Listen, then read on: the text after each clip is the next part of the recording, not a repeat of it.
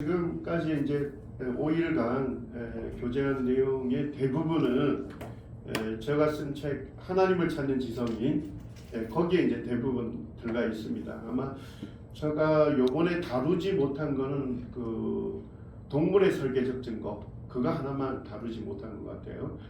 오늘 하는 것까지 해서 이 책에 대부분 다 들어가 있다 생각하시고 혹 그냥 읽기만 하셔도 말씀 교재 이제 들으셨으니까 읽기만 해도 쉽게 이렇게 읽혀질 겁니다.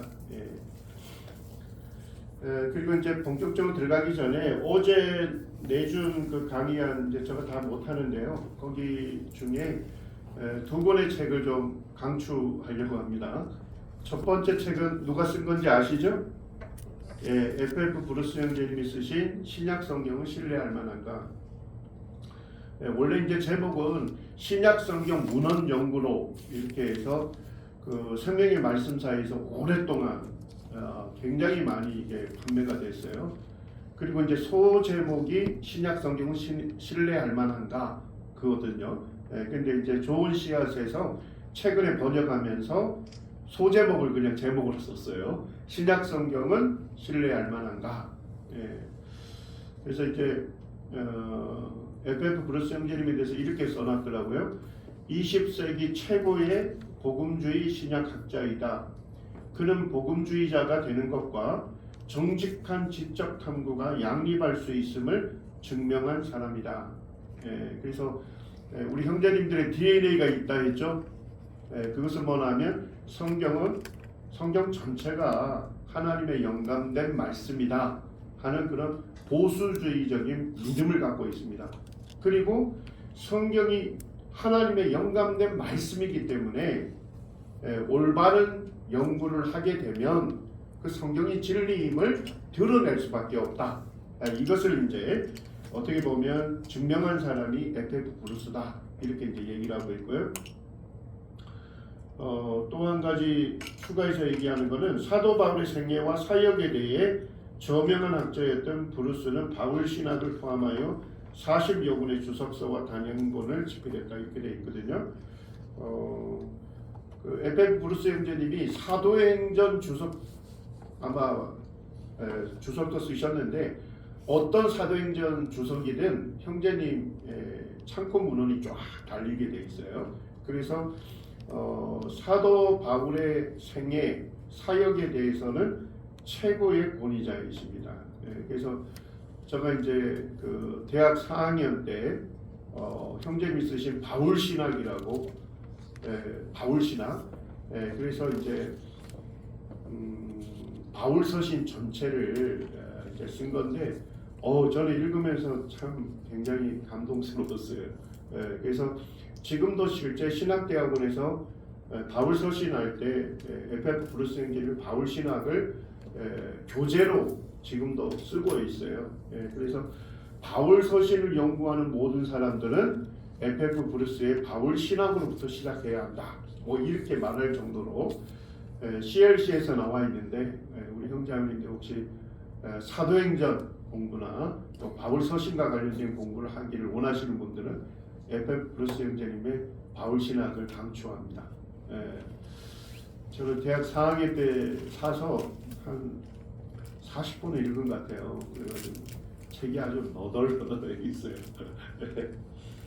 저희 이제 내년에 책을 마무리하고 싶은 게 이제 사도 바울 생애입니다.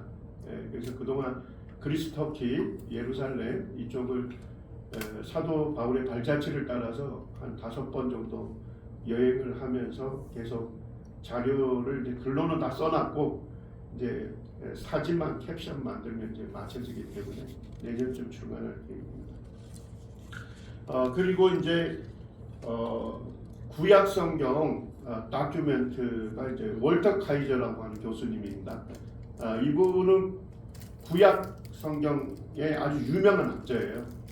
우리나라에서 월터 카이저가 쓴 책 하면 한 20몇 권이 번역되어 있어요. 근데 이분이 이제 자기가 구약 성서 다큐멘트, 뭐 우리말로 하면 구약 성경 문헌 연구가 되겠죠. 그래서 구약 성경에 대한 다양한 그런 의구심이나 공격에 대해서 아주 성경적으로 변호를 하고 있는 책이에요. 그래서 월터 카이저가 서문에서 이렇게 얘기해요. 여러 해 전 FF 브루스는 신약 성서 다큐멘트 신뢰할 수 있는가? 란 제목의 훌륭한 책을 집필했다. 이 책은 다양한 독자에게 도움을 주었다. 그 책을 읽은 우리 가운데 많은 사람들은 그 책과 짝을 이룰 구약 성경 관련 서적이 왜 출간되지 않는지 궁금해했다. 이제 내가 그 과제를 수행하면서 질문의 답을 알게 되었다. 이렇게 얘기합니다. 자, FF 브루스 형제님이 신약 성경을 신뢰할 만한가 이 책을 통해서 신약 성경에 대한 다양한 의구심이나 공격에 대해서 아주 잘 변호해 줬다 이거죠. 성경의 말씀이 신뢰할 만한 문서다. 신뢰할 만한 기록이다. 잘 해줬는데 많은 독자들이 뭐예요? 왜 구약 성경은 없느냐? 그래서 이제 월터 카이저가 이게 도전이 된 거예요. 자기가 구약학자니까. 그래서 도전이 돼가지고 자기가 써볼라 했더니까 쉽지 않더라 이거죠. 왜요? 신약 성경은 아무리 연대를 길게 잡아도 100년 이내의 내용들을 다루잖아요. 구약 성경은요 1500년 기간에 기간을 다뤄야 돼요 일단은. 그러니까 반대하죠. 신약 성경은 오늘날로부터 매우 가깝죠. 연대적으로. 구약 성경은요 3500년 전부터 시작을 해야 하잖아요. 그러니까 사실은 더 많은 의구심과 공격이 있는 거죠. 그래서 오늘날 우리 이제 구약 성경 그 학계 쪽에서는 수많은 이 구약 성경에 대해서 비평을 해요. 근데 제가 이 책 나오면서 너무 좋아가지고 탐독을 했는데 정말 변호를 잘하고 있어요. 구약 성경의 기록 자체가 신뢰할 만하다. 하나님의 말씀이다 하는 것을 철저하게 잘 변호하고 있습니다. 그래서 요 두 권은 강추하고 싶고요. 참 저는 이제 안타까운 게 너무 좋은 신앙의 책들이 우리나라에서 뭐예요? 한번 1000권 정도 딱 판매를 하고는 그 다음부터는 안 뽑아요. 절판이 돼요. 이런 책은 정말 우리 교회 예배당에도 좀 꽂아놓고 부모님들은 자녀들에게 선물해 주시면 좋겠다. 그래서 참 좋은 책입니다. 여기에서도 이제 이분이 서문을 쓰면서 제가 아멘이 되는 말들이 좀 있어요. 책의 본문으로 떠나는 여정을 시작하기 전 한 가지 당부하고 싶다. 이 본문들 속에서 우리가 다루게 될 주제들은 복잡하다. 그러므로 독자들의 다른 해석은 늘 존재할 것이다. 그러나 성경 본문이 어떠한 해석보다 우선되어야 한다는 확신은 변함이 없다. 뭔지 이해되시나요? 학자들이 다양한 견해가 있어요. 근데 어떤 누구의 학자의 견해라도 뭐보다 우선할 수는 없다는 거예요. 성경 본문이 어떠한 해석보다 우선되어야 한다는 확신은 변함이 없다. 성경에서 가장 큰 분열은 어떤 해석을 따르느냐가 아니라 하나님이 성경의 궁극적인 저자인 것을 믿느냐 믿지 않느냐에 있다. 이 가장 중요한 사실에 비하면 나머지 우선순위와 헌신의 사다리 맨 아래쪽에 놓쳐 있다. 자, 이해되시나요? 성경학자, 신학자라는 사람들은 두 부류가 있습니다. 한 부류는 뭐냐? 성경의 궁극적인 저자가 하나님이시다 고 믿는 사람들입니다. 이해가 되시죠? 우리와 같은 사람들. 한 부류는 뭐예요? 성경을 연구는 하는데 뭐예요? 성경의 궁극적인 저자가 하나님이시다는 걸 인정을 안 해요. 단지 뭐예요? 연약한 인간의 글로만 여기는 거예요. 이해되시죠? 이런 입장 자체가 시작인데 출발점이 다르면 결론은 무조건 달라요. 종결점이 다를 수밖에 없습니다. 그래서 월터 카이저의 이 머리말만 읽어도 제가 참 이분이 어떻게 성경을 대하는지를 알고 있어요. 알 수 있어요. 그래서 우리 형제자매님들 뭐 CTI 졸업하고 나서도 다양한 신앙의 책들 뭐 여러 참고하는 책들을 접하시겠지만 다양한 해석이 있지만 중요한 건 뭡니까? 성경 본문이 모든 인간들의 해석보다 위에 있다 이런 얘기입니다. 그러니까 성경이 무엇을 말하느냐, 그죠? 거기에 초점을 두셔야 돼요. 네. 자, 좋습니다. 예수님은 역사적으로 존재했을까? 사실 아직까지도 이와 같은 이제 의구심을 갖는 사람들이 굉장히 많습니다. 뭐 우리 간단하게 얘기하면 오늘날 역사는 누구를 중심으로 연대를 개선하죠? 예수님의 탄생을 중심으로 주전과 주후로 나누죠. 그리고 오늘날 몇 년입니까? 2026년이라는 의미를 잘 아시죠? 예수님이 이 세상에 오신 지 2026년이 되는 해입니다.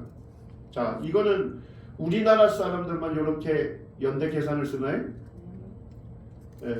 뭐 종교가 무엇이든지 어느 대륙에 살든지 모든 사람들이 이 연대 계산법을 오늘날 인정하고 받아들이잖아요. 쉽게 얘기하면 우리 모두는 뭐예요? 예수님이 이 땅에 오셨음을 날마다 고백하는 것과 같아. 그러니까 요 한 가지만 봐도 뭐예요? 예수님이 역사에 뭐가 됩니까? 중심이 되시고 주인이 되신다 하는 것을 알 수가 있는 것입니다.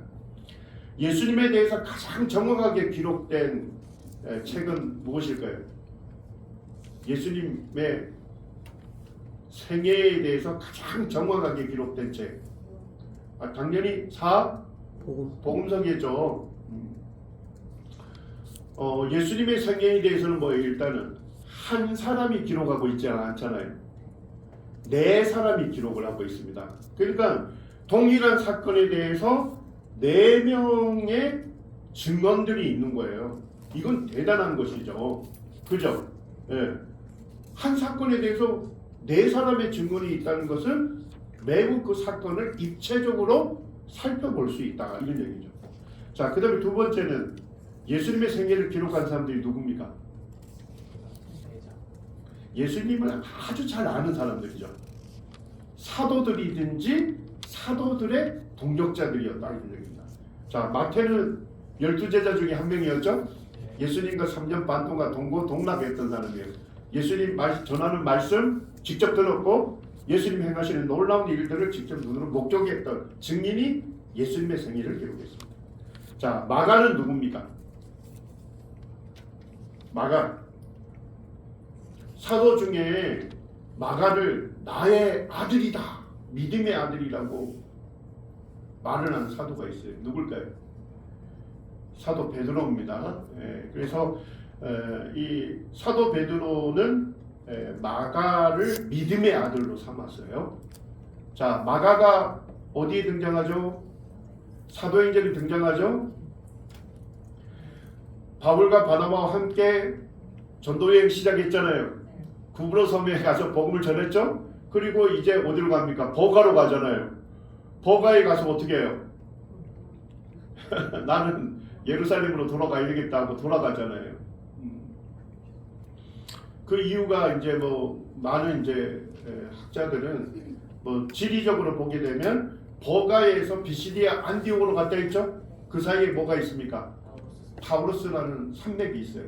타우루스라는 말이 황소란 뜻입니다. 그러니까 타우루스 산맥이 뭐예요? 황소처럼 매우 거칠다 이게 되겠다. 그래서 비시디아 안디옥은 높은 고원 지역이에요. 자, 그럼 버가는 뭐예요? 항구 도시죠? 그 해발에서 높은 데 올라가야 하는 거예요. 타우루스 산맥을 건너가야 하는데 이제 그 당시에 보게 되면 수많은 산적들이 거기에 있었답니다. 그러니까 그 갈라디아 쪽으로 올라가는 사람들이 타우루스 산맥을 넘어갈 때 수많은 산적에 의해서 뭐 돈을 뺏길 뿐만 아니라 목숨까지 잃는 그와 같은 흉흉한 이야기들이 그 시대에 많았거든요. 그러니까 바울과 바나바와 마가가 이제 거기 딱 가서 버가 사람들 만났을 거 아닙니까? 이 청년이었던 마가 요한은 쫄았던 것 같아요. 두려움이 있었던 것 같아요. 그래서 예루살렘으로 돌아가죠. 그리고 2차 전도 여행을 시작할 때 바울과 바나바 이 믿음의 사람들이고 정말로 인격적인 일꾼들이잖아요. 그런데 두 사람이 대판 싸웠죠. 누구 때문에? 마가 요한 때문에. 그래서 사도 바울은 아직까지 마가가 전도 여행을 할 만큼 충성스러운 사람은 아니다 이렇게 본 거예요. 그래서 데려가기를 꺼려했던 거고, 바나바 입장에서는 마가가 누구였습니까? 조카. 자기 조카였잖아요. 그리고 바나바는 이름이 뜻이 뭡니까? 권위자. 바나바. 바 하면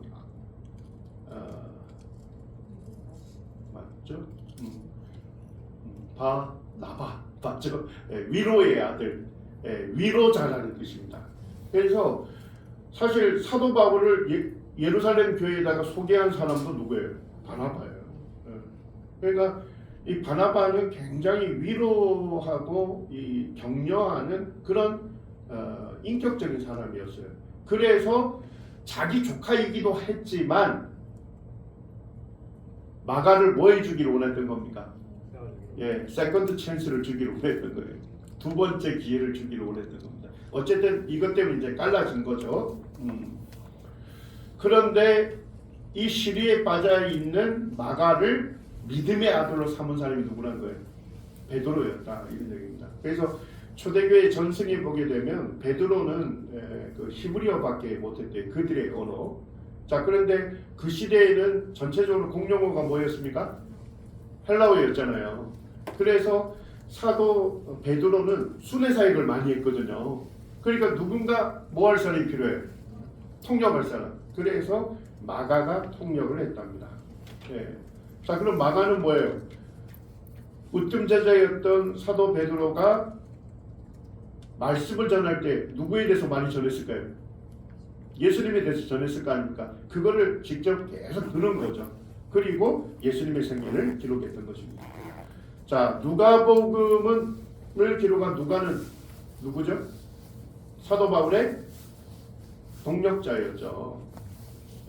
그래서 사도 바울과 함께 2차 전도 여행 때부터 참여를 하게 됩니다. 그리고 누가복음 1장에 보면 누가복음을 어떻게 기록했다고 해요? 우리 중에 이루어진 사실을 기록했고 목적자들이 전하여 준 그 목적자의 증언의 기초에서 그 모든 것을 어떻게 했습니까? 근원부터 자세히 미루어 살폈다. 이 얘기는 뭡니까? 엄격한 조사를 했다 이런 얘기죠. 누가가 언제 이 이스라엘 땅에서 예수님의 생애와 관련된 그런 이야기를 목적자들로부터 증언을 받고 그 무대에서 엄격하게 조사를 했을까요? 언제일까요? 자, 사도 바울이 예루살렘에 구제기금 전달하러 가죠. 그것 때문에 사도 바울이 잡히죠. 그리고 어디에 구금이 됩니까? 가이사랴에 가서 구금이 되죠. 총독부가 가이사랴에 있습니다. 거기에서 AD 58년에서 60년까지 2년간 구금당합니다. 사도행전에 보면. 자, 그때 누가 함께 있었습니까? 누가. 그래서 누가는 아마도 AD 58년에서 60년 그때의 이스라엘 땅에서 목적자들의 증언을 듣고서 그 모든 일을 근원부터 자세히 미루어 살폈다 이런 얘기죠.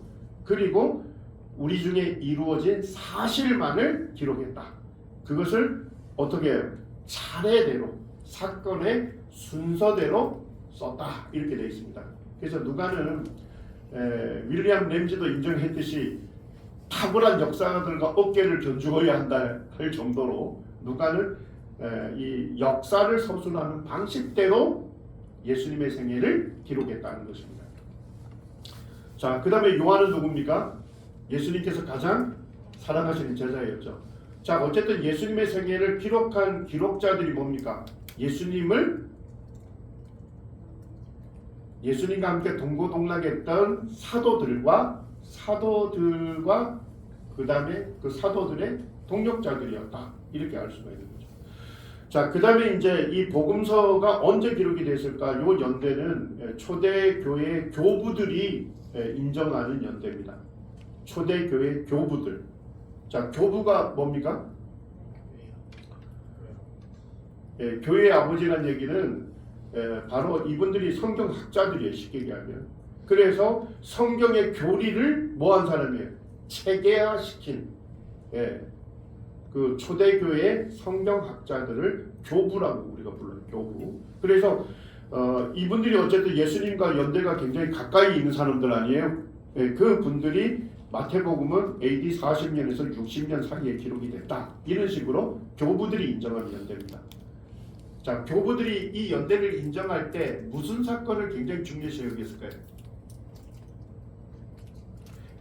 1세기에 있었던 예수님의 생애 이후에 가장 중요한 유대 땅의 역사가 뭐였습니까? 사건. AD 70년에 그렇죠. 예루살렘 멸망, 하나님의 성전이 파괴된 거예요. 자, 그런데 사복음서에는 성전이 파괴될 것이 역사로 기록되어 있습니까? 예언으로 기록되어 있습니까? 예수님이 예언하셨잖아요. 역사가 아니고. 그래서 사복음서는 AD 70년 이전에 다 기록되었을 것이다. 이렇게 이제 사려 깊은 학자들도 보고 있습니다.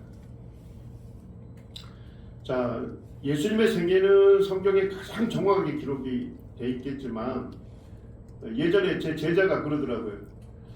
아니, 예수님에 대해서는 성경에만 기록되어 있는데 어떻게 그걸 다 인정할 수 있냐, 이런 도전을 하더라고요. 그래서 제가 제자에게 그랬어요. 아, 예수님의 생애는 성경에 잘 기록이 돼 있지만, 그렇지만 또 하나는 뭐냐면 예수님과 같은 시대를 살았던 권위 있는 역사가들이 쓴 역사책에도 예수님에 대해서 기록하고 있다. 이렇게 제가 알려줬어요. 그래서 되게 놀라워하더라고요. 로마의 역사가 중에 가장 존경받는 역사가를 타키투스라고 합니다. 타키투스. 타키투스는 로마 황제 6명에 대해서 기록을 남겼어요. 역사 기록. 자, 근데 그 중에 누구요? 네로 편에 보면, 네로 황제 편에, 네로 황제 때 무슨 일이 있었습니까? 수도 로마가 불에 타는 화재가 있어요. 대화재 사건. 그때 많은 로마 사람들이 죽었어요, 실제. 근데 이제 역사가들이 얘기하는 것은 네로 황제가 건축광이었답니다. 건축광. 그래서 로마 제국이 대제국인데 수도 로마는 도시가 보잘것없었던 거예요. 왜냐하니까 로마 제국이 조금씩 성장하면서 그 도시를 계속 조금씩 늘려갔기 때문에 계획된 도시가 아닌 거예요. 그래서 이제 네로가 사실은 불을 태웠다고 합니다. 그리고 이제 수도 로마를 다시금 재건축하려고 한 거죠. 자, 근데 문제는 뭘까요? 화재가 일어나서 수많은 로마 시민들이 죽으니까 원망이 생겼을 거 아닙니까? 자, 황제에게 쏟아지는 비난을 누군가에게는 뭐 해야 돼요? 뒤집어 씌워야 할 거 아니에요. 그래서 네로 황제가 누구에게 뒤집어 씌웁니까? 성도들에게 뒤집어 씌운 거예요. 그런데 타키투스가 정확하게 그걸 역사를 기록합니다. 자신에 대한 세간의 나쁜 평판을 없애기 위해 로마 대중이 그리스도인이라고 일컬으며 혐오스러운 행위들로 인해 사람들의 미움을 받는 한 계층에게 화재의 책임을 뒤집어 씌우고 극심한 고문을 가했다. 이렇게 되어 있습니다. 그래서 네로 황제가 어떻게 했어요? 성도들 잡아서 전부 다 십자가에 못 박았습니다. 로마 시내에 대로변에다가 성도들 전부 대로변에 가로수처럼 십자가에 못 박았어요. 그리고 밤에는 어떻게 했습니까? 성도들의 시신에다가 불을 지폈습니다. 그래서 이 수도 로마의 밤을 밝혔다 하는 것이 역사가들이 증언하고 있는 것입니다. 그러면서 이제 타키투스는 이렇게 얘기하죠. 그리스도인이라는 명칭의 기원이 된 그리스도를 얘기하고 있어요. 그리스도라는 인물은 티베리우스 황제 시대에 로마 총독 본디오 빌라도의 손에 뭘 당했다고요? 극형을 당했다. 자, 사복음서에서도 이렇게 증언하나요? 네. 왜 가로를 섰는 분이 있어? 사복음서에서도 예수님이 디베리오 황제 때, 디베리오가 뭐예요? 티베리우스 황제 때 예수님 공생애 하셨어요. 그리고 그 당시 로마 총독이 누구라고 성경 얘기하죠? 본디오 빌라도. 그리고 예수님은 본디오 빌라도의 손에 뭘 당했습니까? 십자가형 극청을 당했다. 예. 로마의 최고의 극청은 뭐예요? 십자가형입니다. 예. 그러고 나서 한동안 잠잠했던 이 헤롯 미씨는 최초의 악의 근원인 어디요? 유대 지방은 물론 심지어 어디까지 나타났다? 로마에까지 복음이 전해졌고 이제 세상 구석구석에 모든 가증스럽고 수치스러운 미신이 로마를 본거지로 삼아 지금 로마 제국 전체에 대중화되고 있다 이렇게 얘기하고 있어요. 자, 요와 같은 서술은 사도행전과 일맥상통합니까? 상통. 예, 일맥상통한다 하는 것을 알 수가 있습니다. 자, 성도님들, 타키투스가 기독교의 우호적인 인물이었을까요? 적대적인 인물이었을까요? 적대적. 잘 생각해야 돼요. 예. 그리스도인이라는 혐오스러운 행위들로 인해 예수님을 믿는 것을 혐오스러운 행위. 그 다음에 뭐라고 해요? 해로운 미신. 모든 가증스럽고 수치스러운 미신이라고 얘기합니다. 그러니까 타키투스는 뭐예요? 기독교의 적대적인 역사가였어요. 적대적인 역사가조차도 예수님의 생애에 대해서는 어떻게 기록했습니까? 정확하게 기록을 했다는 것입니다. 이게 굉장히 중요한 것입니다. 자, 그 다음에 예수님의 생애를 아주 선명하게 기록하는 사람이 누구죠? 예, 유대인 역사가 요세푸스가 고대사를 썼어요. 자, 근데 이 사람의 재미있는 건 뭡니까? 언제 태어났습니까? 다들 시험 준비들을 너무 열심히 해가지고 지금 내 가동이 빨리빨리 안 되시는 것 같아요. 37년에 태어났잖아요.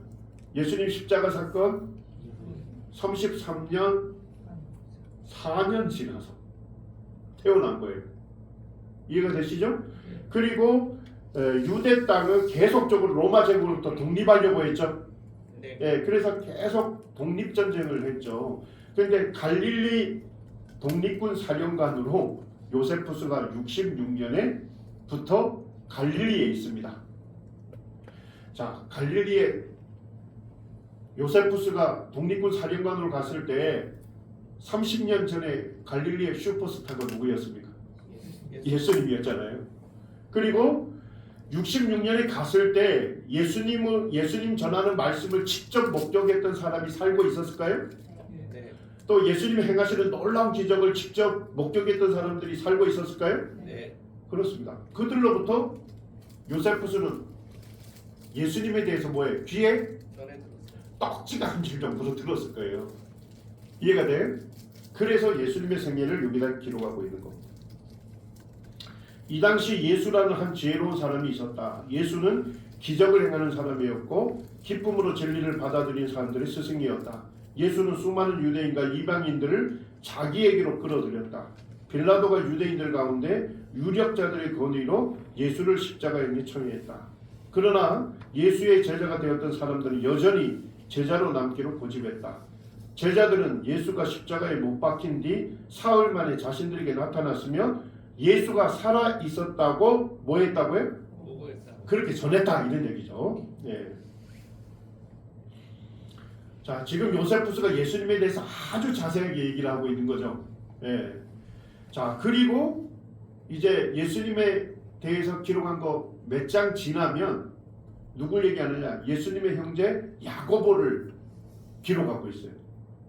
자, 대제사장 아나니아가 사도행전에 나오나요? 네. 나오죠. 자, 그 다음에 베스도 총독이 나오나요? 네. 예. 그래서 거기에 보니까 아나니아는 베스도가 죽고 후임으로 이제 알바누스가 옵니다. 알바누스가 출타 중인 지금 매우 좋은 기회를 맞이했다고 생각했다. 그래서 그는 재판관들의 회의를 소집하고 그 앞에서 소위 그리스도라 불리는 예수의 형제인 누가 나옵니까? 야고보와 다른 몇 사람들을 끌어내어 그들이 율법을 어겼다고 고소를 하였고 그는 결국 그들을 돌로 쳐 죽이도록 그들을 넘겨주었다. 자, 베스도 총독이 언제 사망했을까요? AD 62년 초에 사망했습니다. 자, 지금 베스도 총독이 사망하고 후임자 알바누스가 왔죠. 그때 지금 야고보가 순교당한 거예요. 자, 그럼 야고보의 사망 연대를 알 수 있을까요? 그때가 언제예요? AD 62년이었습니다. 그래서 여기에서는 요세푸스가 놀라운 역사적 사실을 얘기하죠. 예수님의 육신의 형제 야고보가 결국 뭐예요? 순교를 당했다는 거예요. 누굴 전하는 것 때문에? 육신의 형인 예수님이 자신의 주님이시고 하나님의 아들이시며 자신의 죄를 대속하신 그리스도다 하는 복음을 전하는 일로 순교를 당했다 하는 것을 얘기하고 있는 것입니다. 탈무드 잘 아시죠? 탈무드는 유대인들이 문헌이잖아요. 네. 자, 유대인들은 예수님을 메시아로 믿지 않죠. 네. 그럼에도 불구하고 예수님에 대해서 기록을 해놓은 거예요. 유월절 전날 그들은 나사렛 예수를 매달았다. 예수를 유월절 전날 십자가에 못 박았다. 그러니까 예수님이 십자가형을 당하셨고 유월절 절기에 예수님이 십자가에 운명하셨다는 그 두 가지 역사적 사실에 대해서는 정확하게 기록하고 있는 것입니다. 비두니아 총독이었던 플리니라고 하는 총독이 로마의 황제 트라이안 황제에게 보낸 편지가 발견이 됐어요. 그래서 이제 우리말로도 번역이 돼서 나왔는데, 자, 비두니아가 어디죠? 터키 북부 지역입니다. 터키 북부 지역의 총독인 플리니가 자기가 총독 일을 하는데 문제가 생겼어요. 왜 문제가 생겼을까요? 예수 믿는 사람들이 너무 많아진 거야. 복음이 너무 왕성하게 전해지다 보니까 로마의 황제들은 뭐예요? 자기를 살아있는 신이라고 했거든요. 그래서 황제 숭배를 통해서 다양한 민족들을 하나의 정체성으로 묶으려고 했던 거예요. 자, 그래서 이제 황제에게 황제 신전에서 이제 제사를 지내야 하는데 예수쟁이가 많아지니까 어떻게 하는 거예요? 제사 드릴 사람이 적어진 거예요. 문제가 생겼어. 그래가지고 지금 플리니 총독이 이 트라이아누스 황제에게 이 문제를 어떻게 했으면 좋겠냐고 편지를 보낸 겁니다. 그게 지금 발견이 된 거예요.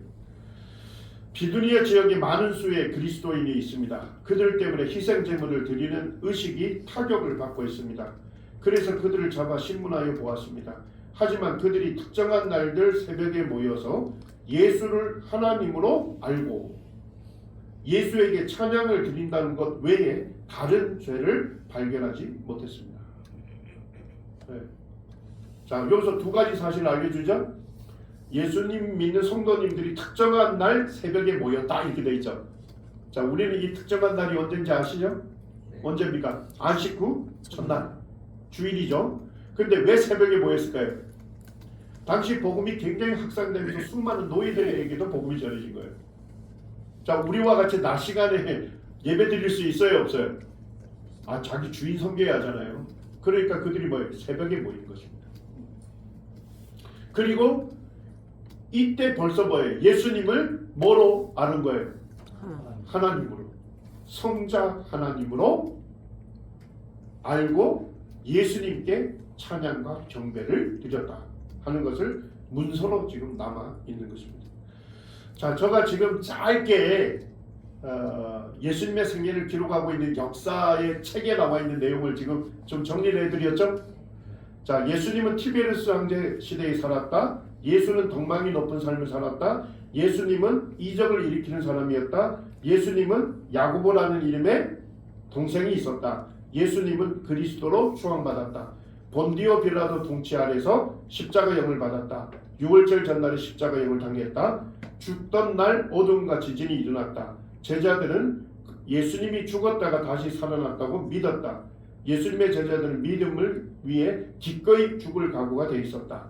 기독교는 로마까지 급속도로 확산되었다. 제자들은 로마의 신들을 부인하고 예수를 뭐로 섬겼다고요? 하나님으로 섬겼다.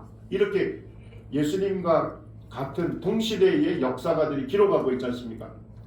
자, 이와 같은 내용들은 성경과 완전히 일치합니까? 네. 그렇습니다. 예수님이 역사적으로 실존하지 않았다는 주장은 명백히 뭡니까? 거짓. 비합리적이다, 거짓이다 하는 것을 알 수 있다는 것입니다. FF 브루스 형제님이 사실은 성경학자이기 이전에 뭐예요? 역사학자이고 고전학자라 했죠. 그래서 형제님이 그 신약 성경 신뢰할 만한가 하는 책에서 이렇게 얘기합니다. 어떤 저자들은 예수 그리스도의 기록은 신화라는 상상을 하는 것 같아. 하지만 그들도 역사적 증거를 근거로는 그렇게 말하지 않는다. 공정한 역사가에게 그리스도의 역사성은 율리우스 카이사르의 역사성만큼이나 자명한 것이다. 예수 그리스도의 기록은 신화라고 유포하는 시키는 자들은 사실상 뭐라고 할 수 없다. 역사가라고 할 수 없다. 이렇게 얘기합니다. 예수님과 관련된 이제 좀 고고학적 증거들을 좀 살펴보겠습니다. 여기가 갈릴리 바다예요. 여기 이쪽에 아르벨 언덕이라고도 부르고 아르벨 산이라고도 부르는데 제가 이제 그곳에 올라가서 지금 갈릴리 전체를 조망하면서 찍은 사진입니다. 이쪽 가버나움과 베세다 사이로 상부 요단강이 이렇게 흘러 들어와요. 그리고 여기에서 이제 주된 예수님 시대의 가장 주된 도시가 어느 도시였습니까? 가버나움이었죠. 이 가버나움을 중심으로 예수님이 사역을 하셨어요. 가버나움에 딱 갔는데 고고학 그 유적지에 딱 갔더니까 정문에 이렇게 편말이 붙어 있더라고요. 카파르나움, 가버나움은 더 타운 오브 지저스. 우리 저 마태복음 9장 1절에 보면 이렇게 기록이 되어 있죠. 예수께서 배에 오르사 건너가 어디로 가셨다고요? 곤동네. 자, 곤동네가 뭘까요? 이게 나 좀 어렵더라고 처음에. 봤더니가 본자가 근본 본자, 자기 본자예요. 이해되시죠? 예수님이 배에 오르사 건너가 어디로 간 거예요? 자기 동네로 갔다 이거예요. 자기 동네. 예수님 사셨던 동네가 어디예요? 가버나움으로 가셨다 이런 얘기죠. 그래서 예수님의 제1의 고향은 어디입니까? 나사렛이죠. 제2의 고향은 어디입니까? 가버나움이다 이런 얘기죠. 여기에 들어가니까 가버나움 해당터가 그대로 지금 발굴이 되어 있습니다.